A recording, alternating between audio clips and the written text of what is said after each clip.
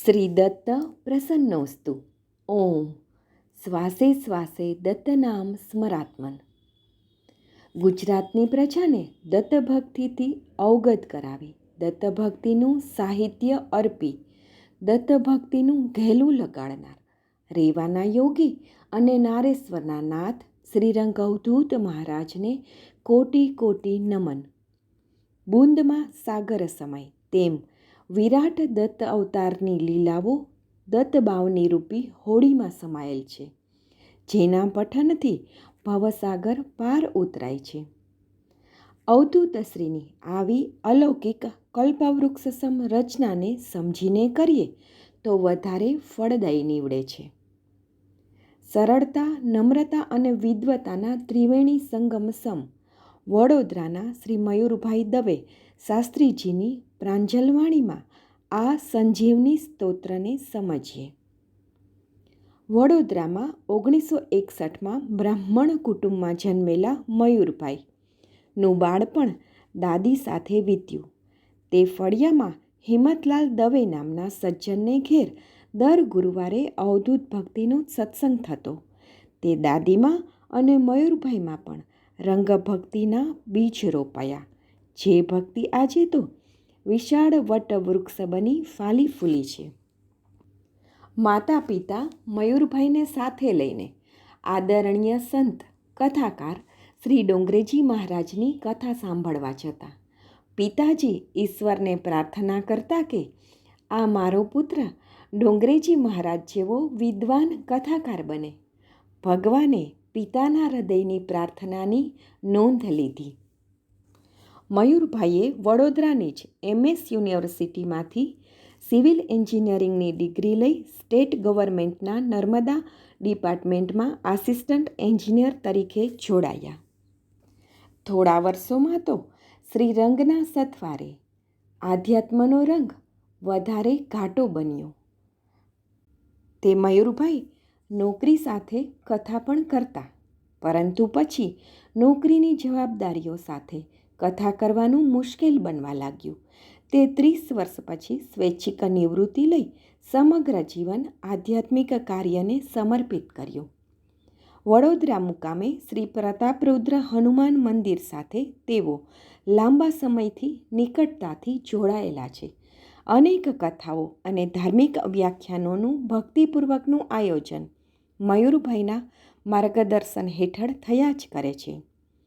આ ઉપરાંત હરિદ્વાર, ગણગાપુર, બદ્રીનાથ જેવા શ્રી ક્ષેત્રોમાં પણ તેઓ શ્રીએ સૌને અલગ અલગ ધર્મગ્રંથોની કથાનું રસપાન કરાવ્યું છે. હાલમાં ભરૂચમાં નવા ડેરા સ્થિત સુંદર દત્ત મંદિર છે, જ્યાં દત્તપ્રભુની પ્રતિમાની સ્થાપના સ્વયં રંગબાપજીએ કરેલ છે. તે મંદિર સાથે જોડાયેલા યશ ટેલરવાળા તેજસભાઈના યજમાન પદે દત્તબાવનીની કથાનો કાર્યક્રમ રાખવામાં આવ્યો હતો. તારીખ 1/3/2026ને રવિવારના સમગ્ર દિવસના કાર્યક્રમમાં શ્રી મયુરભાઈએ દત્તબાવનીનો ઇતિહાસ, દરેક પંક્તિની સમજૂતી, દરેક દત્તલીલાઓનું વિગતે વર્ણન અને વિવેચન કર્યું હતું. વિવિધ પ્રચલિત ભક્તિ રચનાઓ પરથી ભરૂચના શ્રી હસમુખભાઈ અને મીનાબેન મિસ્ત્રીએ દત્તબાવનીની પંક્તિઓનું ગાન કરી ગવડાવી પ્રવચનને વધારે જીવંત, ભક્તિસભર બનાવ્યું હતું. તો ચાલો હવે સર્વવ્યાધિ વિનાશનમ એટલે દત્તબાવની ના ભાવાર્થ ગૂઢાર્થનું શ્રી મયુરભાઈ દવેની પ્રાંજલવાણીમાં રસપાન કરીએ. અવધૂત ચિંતન શ્રી ગુરુદેવ શ્રીપાદ શ્રી વલ્લભ સ્વામી મહારાજ કી જય. શ્રીમન શિવ સરસ્વતી સ્વામી મહારાજ કી જય. श्रीमद परमहंस परिव्राजकाचार्य श्री वासुदेवानंद सरस्वती स्वामी महाराज की जय। परम पूज्य श्री योगानंद सरस्वती स्वामी महाराज की जय। भगवती जगदम्बा रुकमांबा मात की जय। श्रीमद समर्थ सद्गुरु श्री रंग अवधूत गुरु महाराज की जय। गुरुदेव दत्त गुरुदेव दत्त गुरुदेव दत्त नर्मदे हर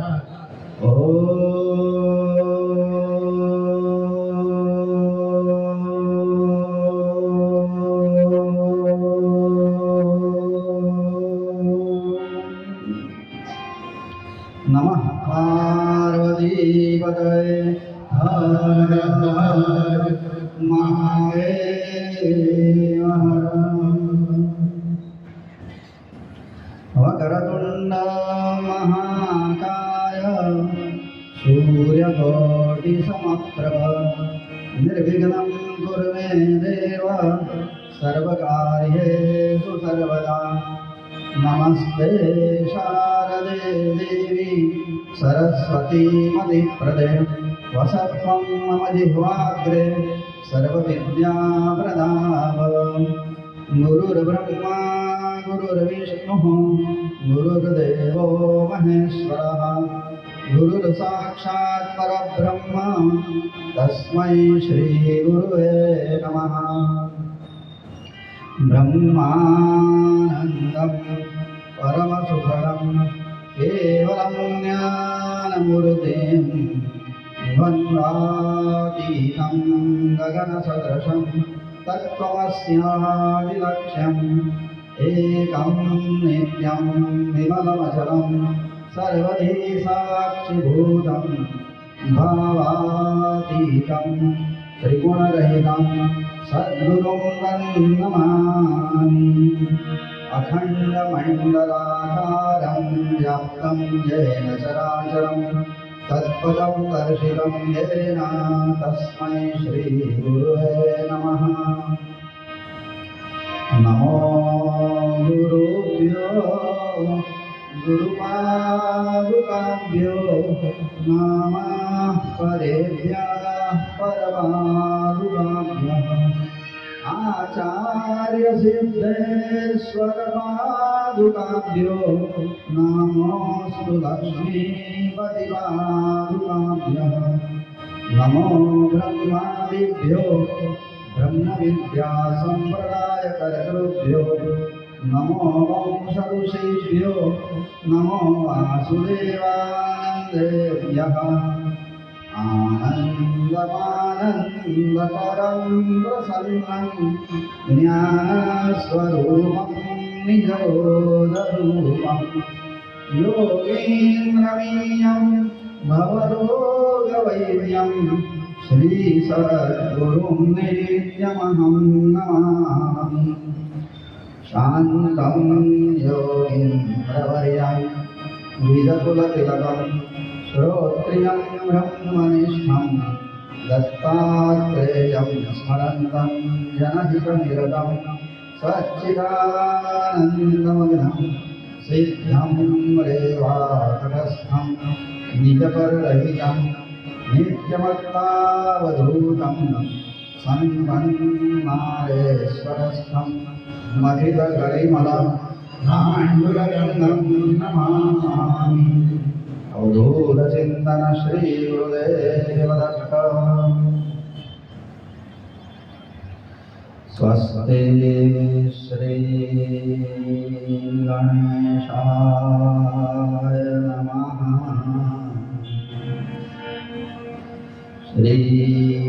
श्रीसरस्वत्यै नमः श्रीगुरुभ्यो नमः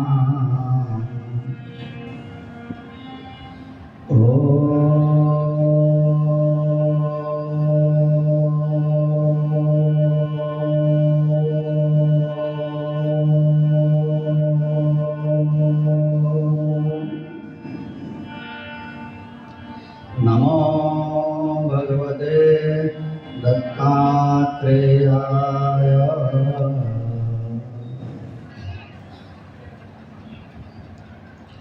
श्रीदत्तः शरणं ममेति गदतो दत्तं सदा ध्यायतो दत्तेनारुतचेतसः किमुभयं दत्ताय तुभ्यं नमः दत्ताज्जातमिदं चराचरमरं दत्तस्य दाम्नि स्थितं दत्ते चैव विलीयते सर्वसं भो दत्तकस्त्वत्परः।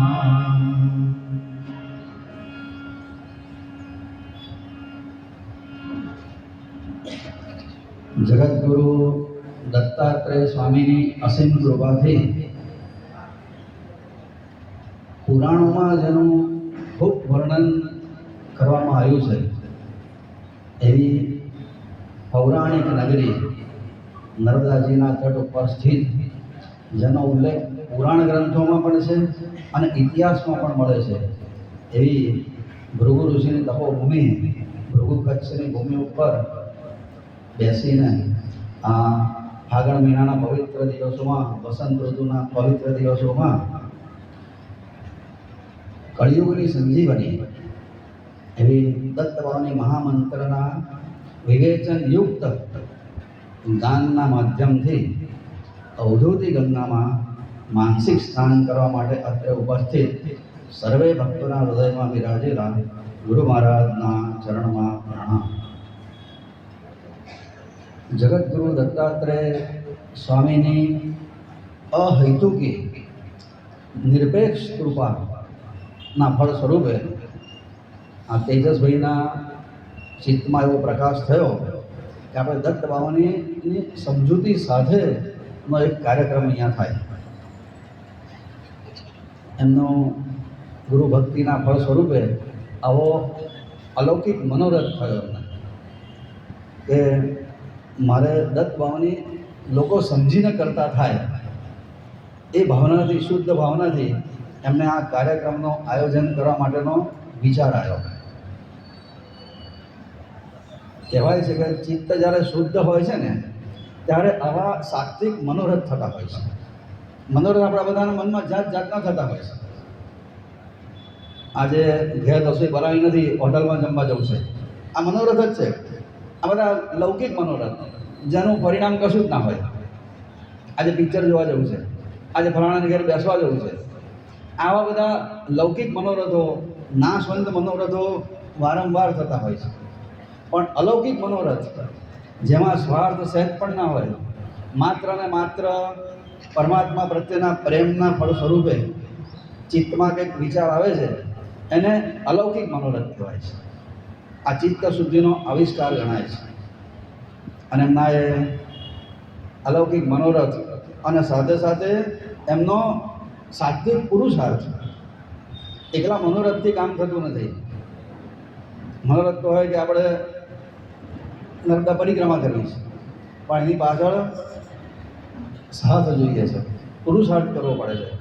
એટલે મનોરથને એમના સાત્વિક પુરુષાર્થનો સાથ મળ્યો. એમને સાથ આપનાર પણ જે એમના કુટુંબના સભ્યો હશે કે જે કંઈ મિત્રો હશે એ બધાના ફળ સ્વરૂપે આજે આપણને આ વસંત ઋતુના પવિત્ર દિવસોમાં આ નર્મદાજીના પાવન તટ ઉપર બેસીને જેને કળિયુગની સંજીવની કહેવામાં આવે છે એના આ એક મહોત્સવના માધ્યમથી આપણે અવધૂતિ ગંગામાં આજે સ્નાન કરીશું ને એ બદલ આપણે બધા એ તેજસભાઈના ઋણી છીએ. આપણે બધા એમના ઋણમાં છીએ, જેના ફળ સ્વરૂપે આજે આપણને આ દિવ્ય લાભ મળી રહ્યો છે. યોગ અને વિયોગ પ્રારબ્ધના આધીન હોય છે. નસીબમાં લખ્યું હોય ને એ સંજોગો, એ વ્યક્તિઓનો સંયોગ થાય અને એના પ્રમાણે વિયોગ પણ થાય. પણ એક ત્રીજો શબ્દ છે સુયોગ. યોગ વિયોગ પછીને આગળની કક્ષા છે સુયોગ. સુયોગ એટલે જેમાં પરમાત્માની સાથે આપણને કઈ રીતે મનથી જોડાવાની તક મળે એને સુયોગ કહેવાય. અને આ સુયોગ આપણા માટે આજે નિર્માણ થયો છે. ખરેખર એના માટે તેજસભાઈને એમના કુટુંબના સભ્યોને ધન્યવાદ આપવા પડે એ આજે આપણને આ દિવ્ય લાભ મળવાની શરૂઆત થઈ રહી છે. વધારે તો વાતો નથી કરવી, કારણ કે આની જ વાતો ઘણી બધી કરવી પડે એવી છે, કરવાની જ છે. આમ તો આ કાર્યક્રમ છે 3 દિવસ સુધી કરીએ તો એ નાનો પડે એવું છે, પણ છતાંય આપણે સમયના અનુસંધાનમાં આપણે ચોક્કસ યથાશક્તિ પરમાત્મા જેવી પ્રેરણા કરશે ગુરુ મહારાજ એ પ્રમાણે આપણે વાત કરીએ.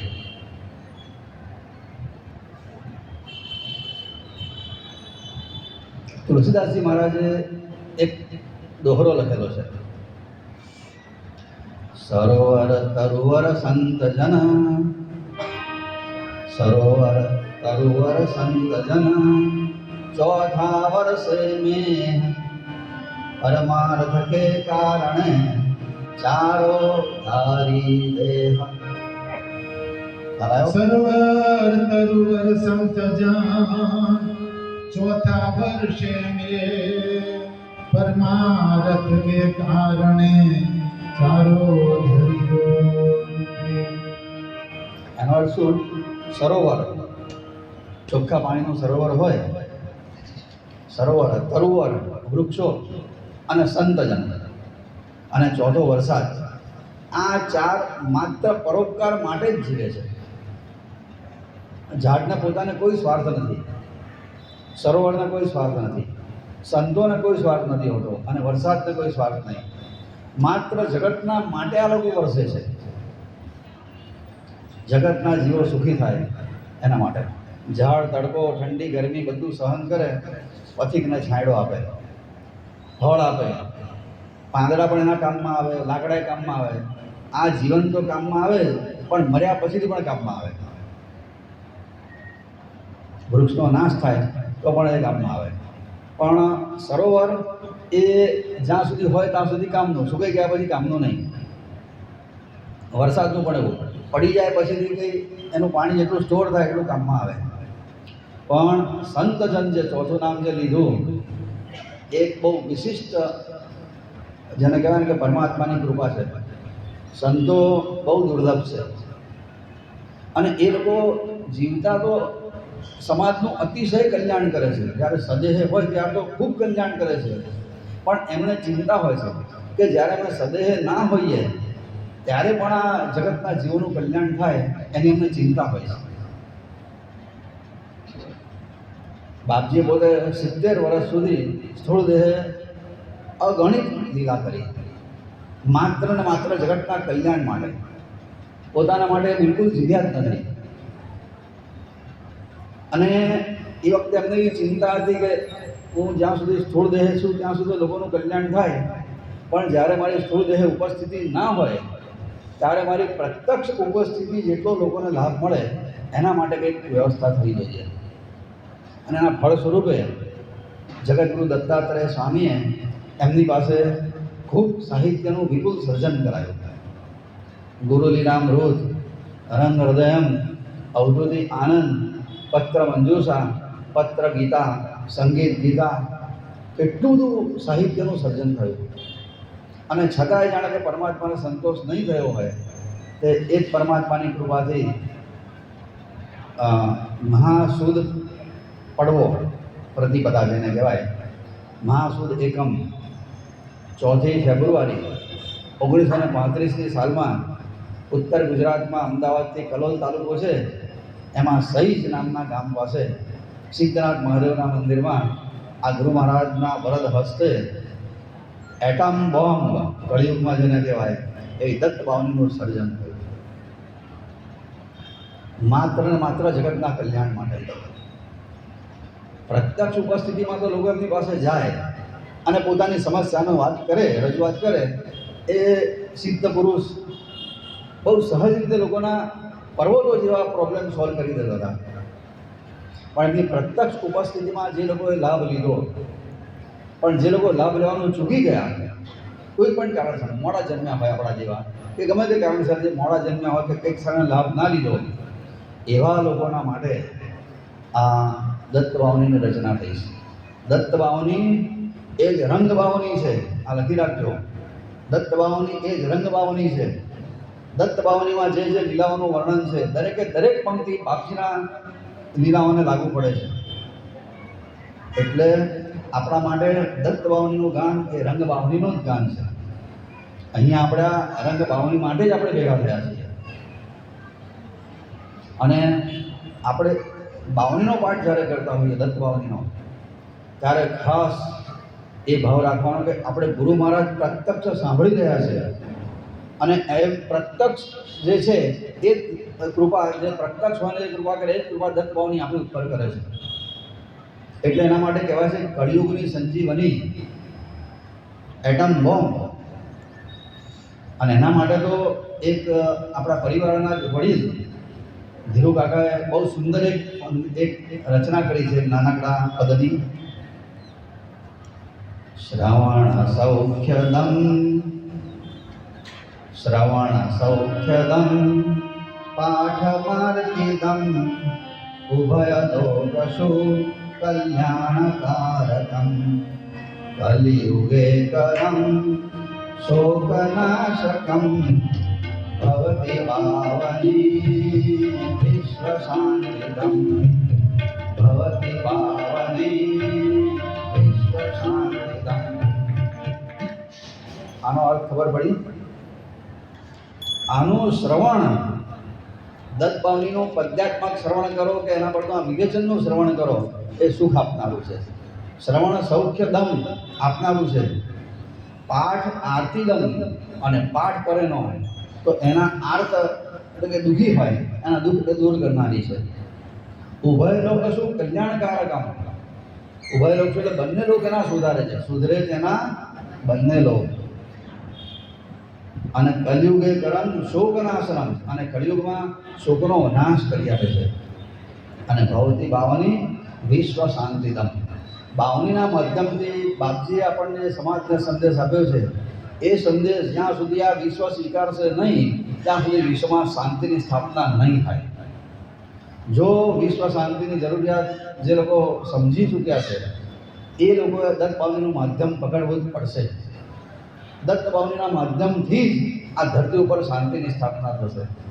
ધરતી ઉપર તો જ્યારે થવાની હોય ત્યારે થાય, પણ આપણે વ્યક્તિગત જીવનમાં જો શાંતિની સ્થાપના થાય એવી ઈચ્છા હોય, જો ખરેખર ભૂતકાળના શોકથી બચવું હોય, ભવિષ્યની ચિંતાથી બચવું હોય અને સાચા અર્થમાં મનુષ્ય જન્મ સફળ કરવો હોય તો દત્ત ભાવનીનો આશ્રય લીધા સિવાય બીજો કોઈ ઉપાય નથી.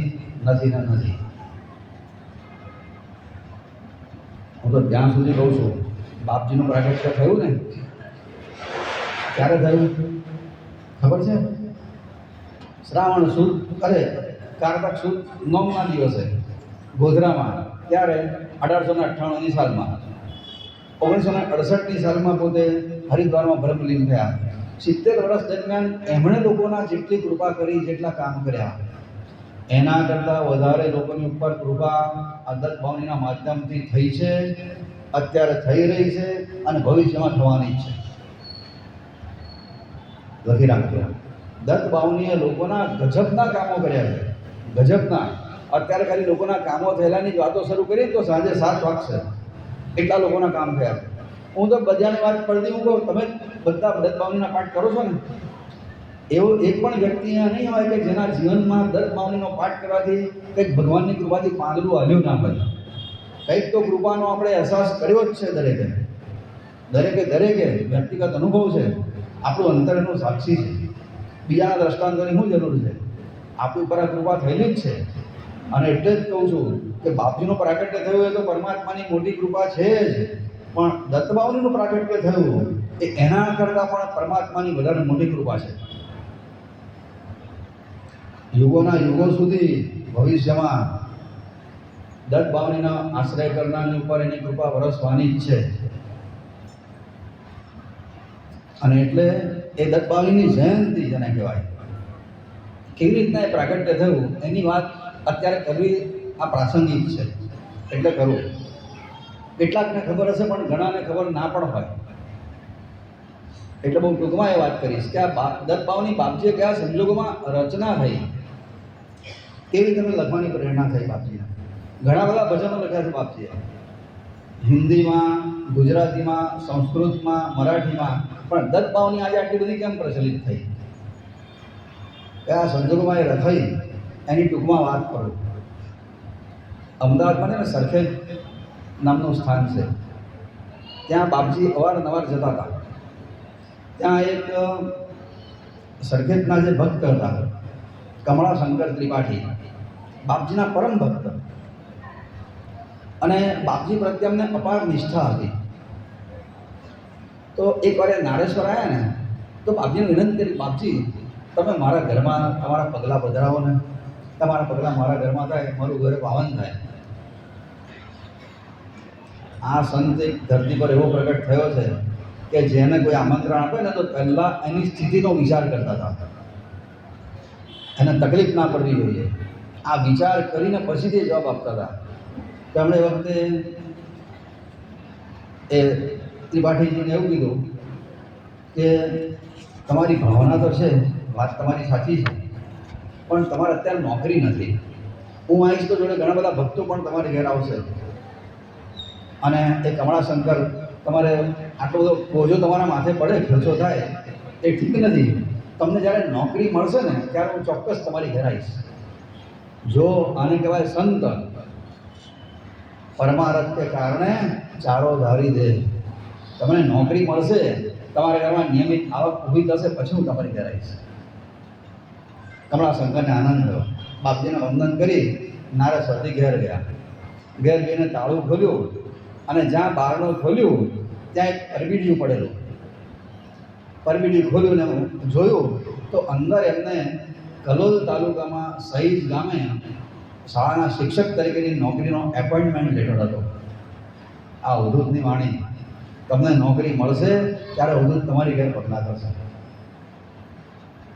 અને આમંત્રણ આ પેલી બાજુ નારેશ્વરમાં એમને આ મુખમાંથી આ વાક્ય નીકળ્યું અને એમના ઘરમાં એપોઇન્ટમેન્ટનો લેટર આવી ગયો.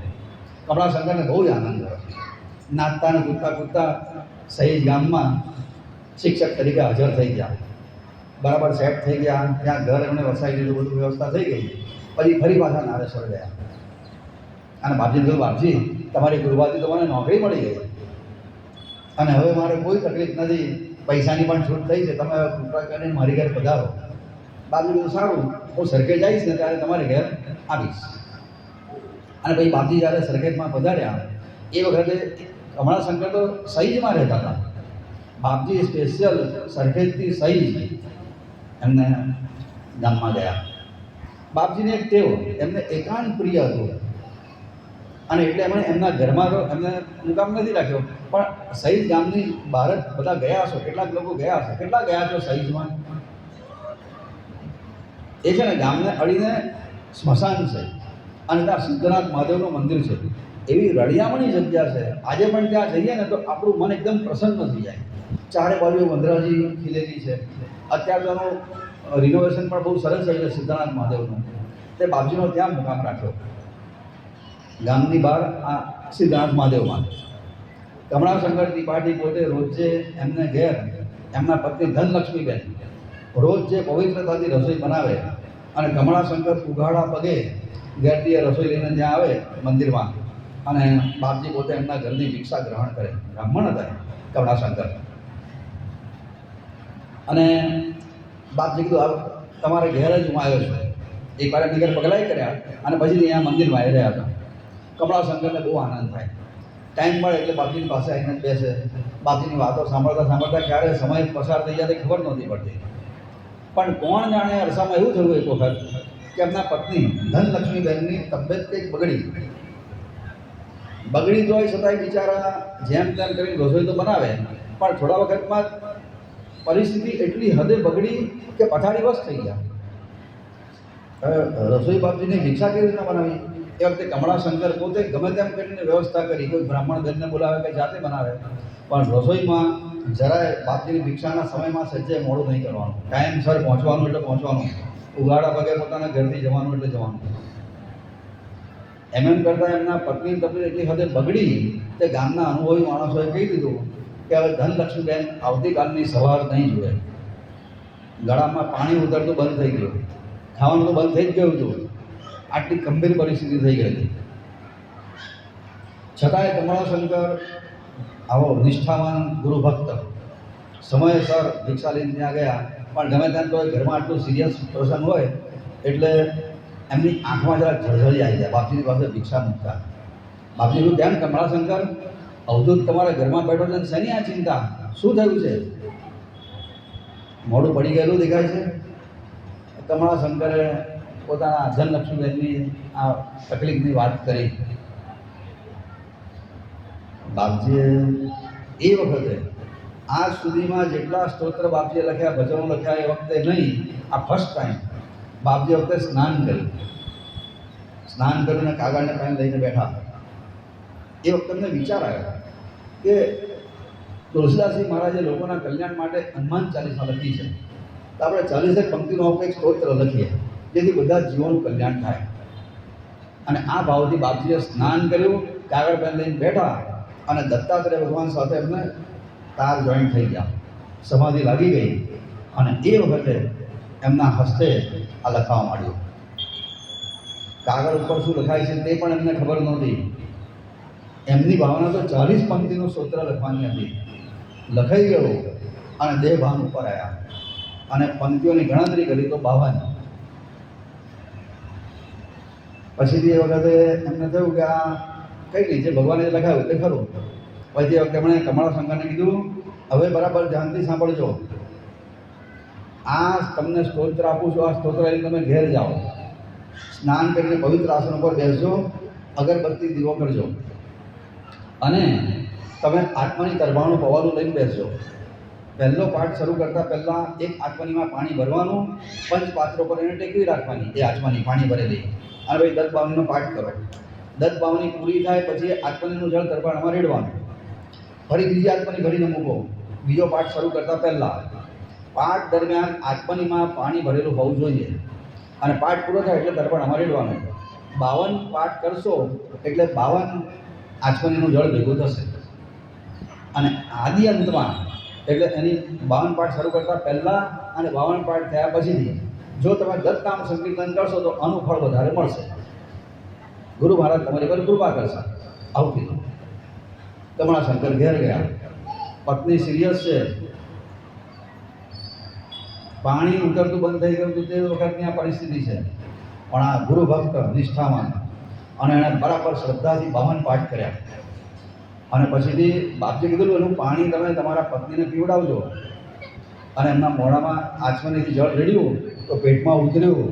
માટલાનું પાણી નહોતું ઉતરતું, પણ આ પાણી ચમત્કારિક જળ છે આ.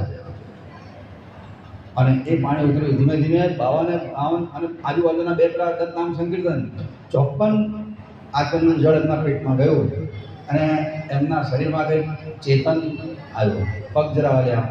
ધીમે ધીમે વધારે કંઈક ચેતનનો અહેસાસ થયો. કમળા શંકરને આનંદ થયો. વાહ વાહ વાહ. બીજા દિવસે ફરી પાઠ કર્યા, ફરી એ જળ પીવડાવ્યું અને હવે એમના મોઢામાં દૂધ પણ ઉતરતું થયું. આંખો ખોલતા થયા. 3 દિવસમાં તો એ બેઠા થયા.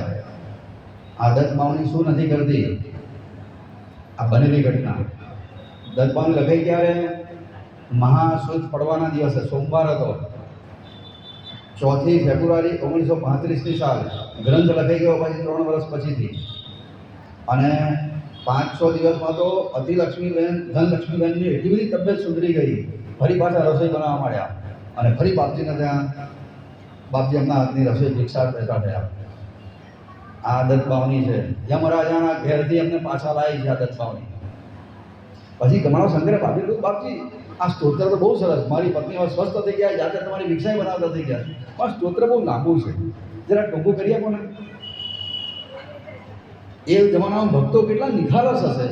બાપજીને જોડે સહજ રીતે વાત કરતા હતા. બાપજી બહુ લાંબુ છે આ, 52 પાઠ કરતા 2.5 કલાક થાય છે, જરાક નાનું થઈ જાય તો સારું.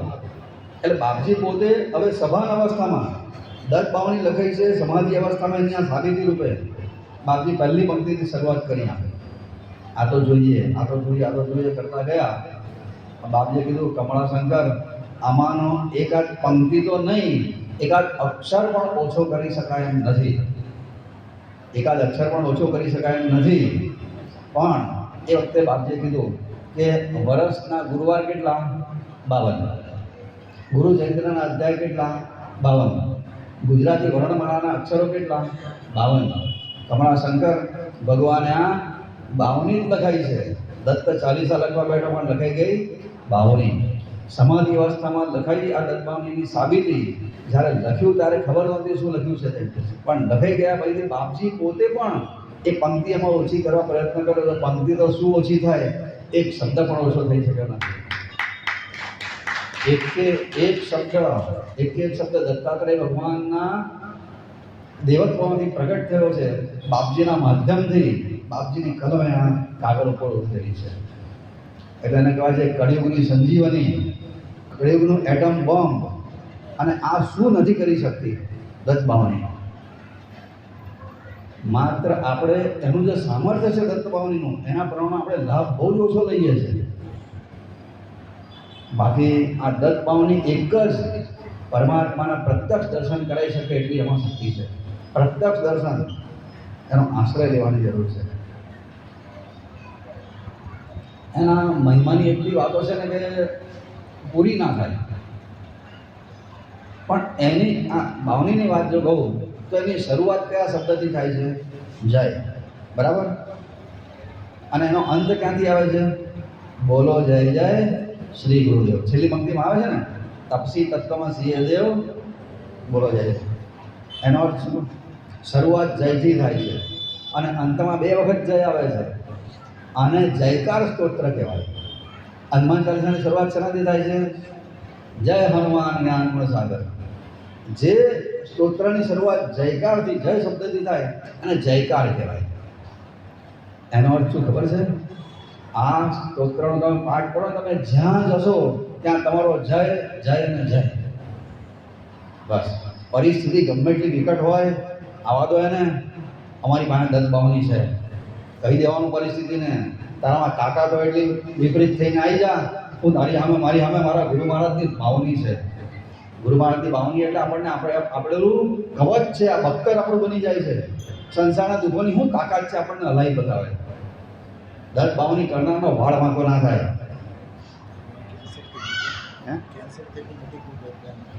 આ ભાઈ જો અહીંયા બાજુમાં જ છે. આ ભાઈને કેન્સર થયું હતું. કેન્સર જેને કહેવાય છે કે આજે પણ એના માટેની ટ્રીટમેન્ટ કોઈ ગેરંટેડ નથી. આજે આ ભાઈ બેઠા છે. આ દત્તબાવનીમાં અજરા હજુર પુરાવો.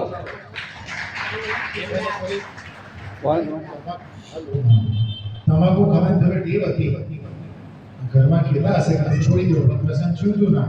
પછી અમુક સમય થયો એટલે એને જરા તકલીફ ઊભી થઈ ગઈ વાળાને. ડૉક્ટરને કહ્યું તમને કેન્સરની અસર છે. ગોરજમાં દવા કરાવી. પછી એને એમ લાગ્યું કે હવે સારું કંઈ મટી લાગતું નથી, તો અમારી જોડે ભાવની માંગવા જાય ના કરે અને ભગવાન તો છોડી દીધી. એટલે અત્યારે સ્વસ્થ થઈ ગયા ઘણા વખતથી. ટ્રીટમેન્ટ ખર્ચ ના કરવા. હવે આ જીવતો જાગતો આનાથી મોટો કયો પરસો ભાઈ? આજે કેન્સરના સ્પેશિયાલિસ્ટ ડૉક્ટર પણ કેન્સર મટવાની ગેરંટી આપી શકતા નથી. આટલું સાયન્સને ડેવલપમેન્ટ થયું પછીથી. તો આથી વધારે મોટું બીજું શું જોઈએ આપણે? એટલે ગુરુ મહારાજની કૃપા માટે આ આપણને આપી જ ગયા છે. હવે ગુરુ મહારાજે તો આપણી ઉપર કૃપા કરી છે, આપણે આપણી ઉપર હવે કૃપા કરવાની છે. દત્તબાવનીનો લાભ લઈને આપણે આપણી ઉપર કૃપા કરવાની છે. એમણે તો આપણી ઉપર કૃપા કરી જ છે, હવે આપણે આપણી ઉપર કૃપા કરવાની છે.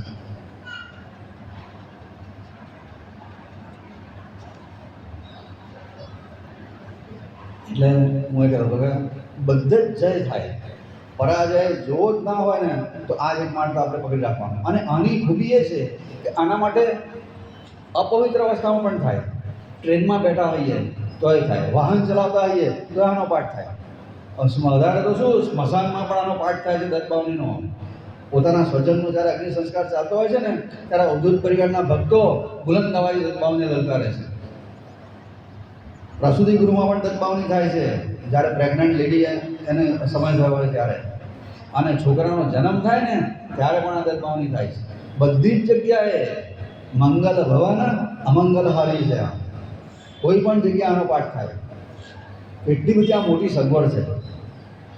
તો આપણે પવિત્રતાપૂર્વક આનો 52 પાઠ કરીએ અને એમાં કીધું એવી રીતના હવે જો આજે તમે સાંભળી રહ્યા છો, પહેલી જ વાત આ બાપજીની આજ્ઞા છે કે આદિના અંતમાં સંકીર્તનનો પાઠ કરવાનો અને દત્તબાવનીનું આચમનીનું જળ ભેગું કરીને પીવાનું. બરાબર? તમે જ્યારે પાઠ કરો ત્યારે આ રીતે કરજો. તમે એના પરચા તો જોજો. હું તો એટલા બધા પ્રસંગો જાણું છું આ જળના કે હમણાં એની વાતો કરું તો પૂરી નહીં થાય. એટલા બધા એના પ્રસંગો છે. પણ એ જળ જે છે ને એ દત્તાત્રેય ભગવાનનું ચરણનું તીર્થ બની જાય છે. એ વખતે આપણે આચમનીનું જળ જ્યારે દરબારમાં રેડી એ વખતે એવો ભાવ કરવાનો કે આપણે બાપજીના ચરણ ઉપર આચમનીનું જળ રેડી રહ્યા છે. એમના ચરણનું તીર્થ બને છે આ. અને એના માટે પેલું લખેલું છે ને કે અકાલ મૃત્યુ હરણમ, અકાલ મૃત્યુ હરણમ સર્વ વ્યાધિ વિનાશનમ દત્ત પાદોદકમ તીર્થમ જઠરે ધારયામ્યહમ. પછી આપણે જળ પીવાનું, એનો મંત્ર છે એનો આ. અકાળ મૃત્યુને હરી લે. મહામૃત્યુ તો આવે, આયુષ પૂરું થાય તારે, પણ અકાળ મૃત્યુ હરણમ સર્વ વ્યાધિ વિનાશનમ. માનસિક રોગ હોય કે શારીરિક રોગ હોય, હરી લેનારું છે. આ જુઓ, કેન્સર.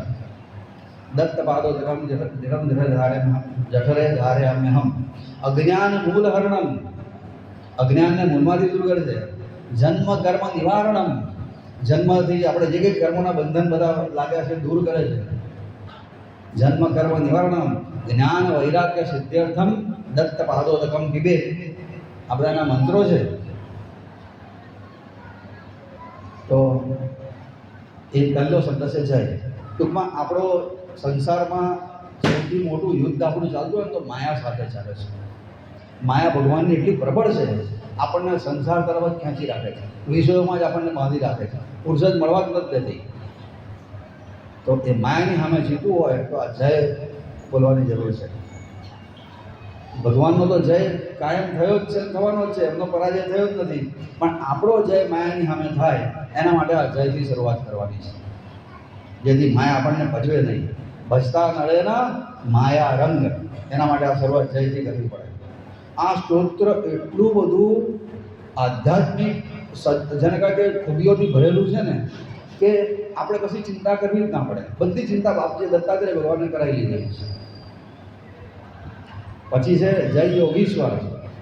યોગેશ્વર નથી, કેટલાક લોકો યોગેશ્વર બોલે છે, યોગી ઈશ્વર, યોગીઓના ઈશ્વર. યોગી કોણ? જંગલમાં જઈને અષ્ટાંગ યોગ કરે યોગી નહીં, આપણે બધા જ યોગીઓ. યોગી કોને કહેવાય? જે મનથી ભગવાનની સાથે જોડાવાનો પ્રયત્ન કરે, બધા યોગી. આપણે અહીંયા મનથી ભગવાનની સાથે જોડાયા છીએ, આપણે બધા યોગીઓ છે. અને એના ઈષ્ટદેવ દત્તાત્રેય ભગવાનને યોગીશ્વર કહેવાય છે. જય યોગીશ્વર. દત્ત દયાળ છે, કૃપાળ નહીં, દયાળ. માં પોતાના બાળક પ્રત્યે દયાળુ હોય છે. અને જ્યાં કોઈ કંપનીમાં નોકરી કરતા હોય તો શેઠ એના નોકરની સામે કૃપાળ હોય છે. નોકરી કરે તો પગાર આપે, એને કૃપાળ કહેવાય. જ્યારે આ તો કશું જોતા જ નથી, લે ને ભાઈ દયાળ. માં પોતાના છોકરાનું વર્તન ના જોઈએ, કૃપા જ કરે એની ઉપર, બસ. તો ભગવાન દત્તાત્રેય આપણા માટે આવા દયાળ છે.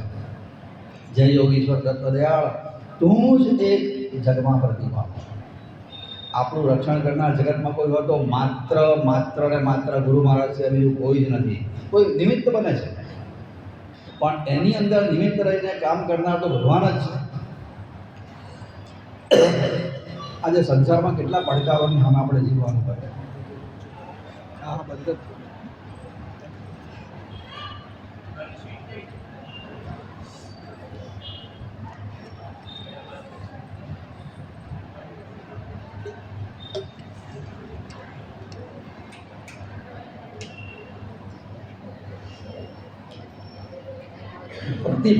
પ્રતિપળે આપણું પાલન કરે છે.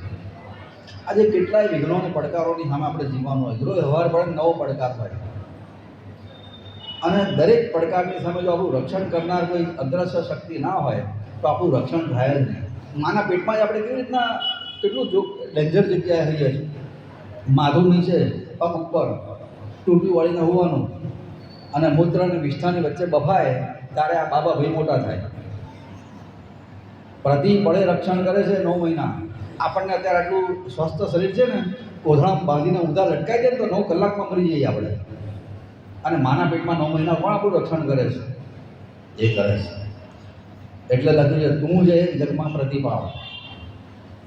બહાર ગયેલો શ્વાસ અંદર જવાની કોઈ ગેરંટી નથી, પણ ભગવાનની કૃપાથી આ શ્વાસ ચાલે છે. ખાધેલું કોણ પચાવે છે? એ. આજે ખેતરમાં ખેતી કરવાનું, ખેતર ખેડવાનું અને બિયારણ ઓરવાનું કામ તો ખેડૂત કરે, પણ બિયારણમાં ફણગા ફોડવાનું કામ કોણ કરે છે? એ કરે છે. અને ફણગા ફૂટે મોટો છોડ બનાવવાનું કામ કોણ કરે છે? એ લેબોરેટરીમાં નથી બનતા છોડ, એ ભગવાન ઉગાડે છે. એમાં હવા પાણી ભગવાન આપે છે અને એના માધ્યમથી મોટા થાય છે. એની અંદર મીઠાશ ભરવાની, એક દાણાના 1000 કણ બનાવવાનું કોણ કામ કરે છે? ભગવાન કરે છે. ખેતરનું રક્ષણ ભલે ખેડૂત કરતો હોય, પણ એની અંદર દાણા તો ભગવાન જ ઉગાડે છે ને. પછી એ અનાજ તૈયાર થાય તો ઘેર લઈ જવાનું, સાફ કરવાનું, એમાંથી રસોઈ બનાવવાનું અને ખાવાનું કામ માણસ કરે, પણ ખાધા પછી પચાવવાનું કામ કોણ કરે છે? એ કરે છે. એ પચાવે નહીં તો શું થાય? ના પચે. આઈ બને. ખાઈને હોઈ જવાનું કામ આપણું, અને ખાધા પછી હવારે જગાડવાનું કામ કોનું? એનું. રાત્રે હોઈ ગયા હોય તો રામ બોલો ભાઈ રામ થઈ જાય. દરેક ક્ષણે આપણું રક્ષણ કરે છે. એટલે લખ્યું છે, તું જ એક જગમાં પ્રતિભાવ. આજે સવારે આપણે બેઠા થયા અને અહીંયા આવ્યા ને, એ આપણી હોશિયારીથી નથી, એની કૃપાથી આવ્યા છે. આ અવધૂતનો દરબાર છે. અહીંયા આવવા માટે તેજસ્વી આમંત્રણ તો ઘણાને આપ્યું હશે, પણ अवधूत दरबार में वही आ सकता है, अवधूत दरबार में वही आ सकता है जिसे अवधूत बुलाता है. અહીંયા આપણા હાથની વાત નથી, હોશિયારીની વાત નથી. એ બોલાવે ને તારે હોય છે. એને આપણી લાગણી થઈ ગુરુ મહારાજને કે આનું કંઈક સારી રીતે કલ્યાણ થાય, એટલા માટે જ આ સંયોગ, આટલો સરસ સુયોગ નિર્માણ થયો છે. એટલે લખ્યું છે બાપજી, એક એક શબ્દ ઉપર જો તો ટાઈમ હોય ને તો ઘણું બોલી શકાય છે. તું જ એક જગમાં પ્રતિભાવ. પણ આ શબ્દ જ શબ્દ બહુ અગત્યનો છે. તું જ, બીજું કોઈ નહીં. આપણે એવું માનીએ છીએ કે માંદા પડ્યા ડૉક્ટરને દવા આપીને આપણે સારા થયા. અરે ડૉક્ટર તો બધાને દવા આપે છે, બધા બેઠા નથી થતા. દવા કરવા હોય છતાંય કેટલાક રામ બોલો ભાઈ રામ થઈ જાય છે. આપણે બેઠા થયા તો ડૉક્ટર નિમિત્ત બન્યો, પણ એની અંદર રહીને દવા કોણે આપી? પરમાત્માએ. ત્યારે એની અસર થાય છે. એટલે આ પહેલી જ પંક્તિ, તું જ એક જગમાં પ્રતિભાળ. આપણે સોમભાઈ પંક્તિ ગવડાવે, આપણે ઝીલીએ.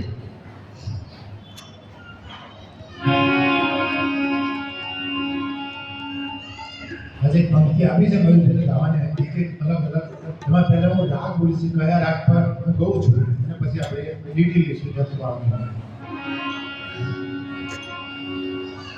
નામ સુધારસ જે જન ચાખે, કાળન આવે પાસે. નામ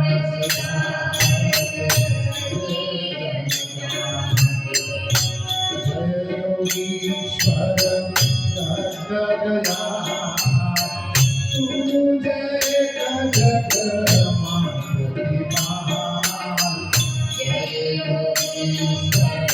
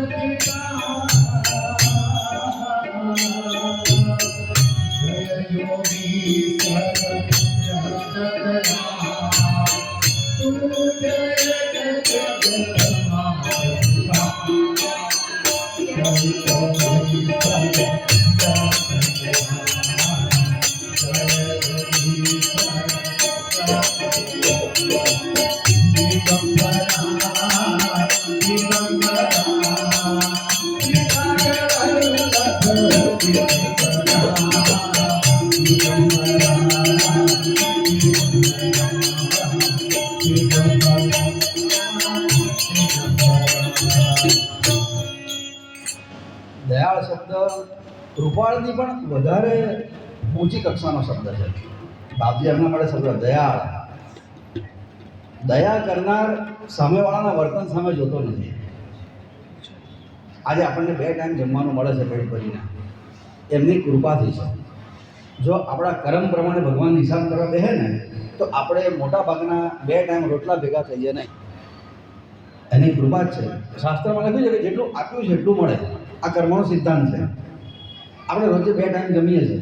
અત્યારે ધારો કે 50 વર્ષની ઉંમર થઈ હોય, આપણી 60 વર્ષની થઈ હોય, તો 60 વર્ષમાં કેટલા દિવસ થયા? કેટલા દિવસ થાય ટોટલ? 365 ગુણ્યા 50 ગણીએ, ચલો ને. તો 365 ગુણ્યા 50 કરો, કેટલા થાય? લગભગ 18,000 દિવસ થાય. અને 18,000 દિવસ એટલા જ થાય ને. આશરે લગભગ. અને 2 ટાઈમ જમીએ તો કેટલું થાય? 36,000. આપણે 36,000ને જમાડ્યા હોય ને તો 36,000 ટાઈમ આપણને ખાવાનું મળે. આપણે જમાડ્યા જ કોઈને આટલા? કેમ? છતાંય મળ્યું છે કેમ? દયા. યોગીશ્વર દત્ત દયાળ. એ કૃપાળ હોય ને તો 36,000 આપણે આટલા દિવસમાં કેટલા દિવસ ભૂખ્યા હોતા હોય. પણ એ દયાળ છે એટલે 2 ટાઈમ મળે છે. કૃપાળ હોય ને તો 2 ટાઈમ ના મળ્યું હોય. એક એક શબ્દ બહુ ચુનંદા શબ્દ છે. પરમાત્માના માધ્યમથી આ લખાય. એટલે હું વારંવાર કહું છું, દત્ત બાવની એટલે અવધૂતના હસ્તે લખાઈ છે, અવધૂત દ્વારા લખાવવામાં આવી છે, અવધૂતિક અવસ્થામાં લખાઈ છે. અને એવી છે આ કે આપણા જેવા અધૂરાને અધકચરાને અવધૂત બનાવી દે. અવધૂત એટલે પરિપૂર્ણ માનવ. એની ઉપરની કોઈ કક્ષા જ નથી મનુષ્ય દેહમાં. સુપ્રીમ અલ્ટિમેટ લેવલની કક્ષા એટલે અવધૂત કક્ષા. અને આપણા જેવા અધૂરા અધકચરાને અવધૂત બનાવવાની શક્તિ આમાં છે, દત્ત બાવનીમાં. દયાળ છે. આજના વિડીયોમાં દત્તબાવનીનું પ્રાગટ્ય, મહાત્મ્ય અને પ્રથમ પંક્તિની સમજૂતી સાંભળી. આ માટે શ્રી મયુરભાઈને આપણા સર્વેના અવધૂત ચિંતન શ્રી ગુરુદેવ દત્ત. હવે પછીના વિડીયોમાં દત્તબાવનીની દ્વિતીય પંક્તિથી સમજૂતી આગળ સાંભળીશું.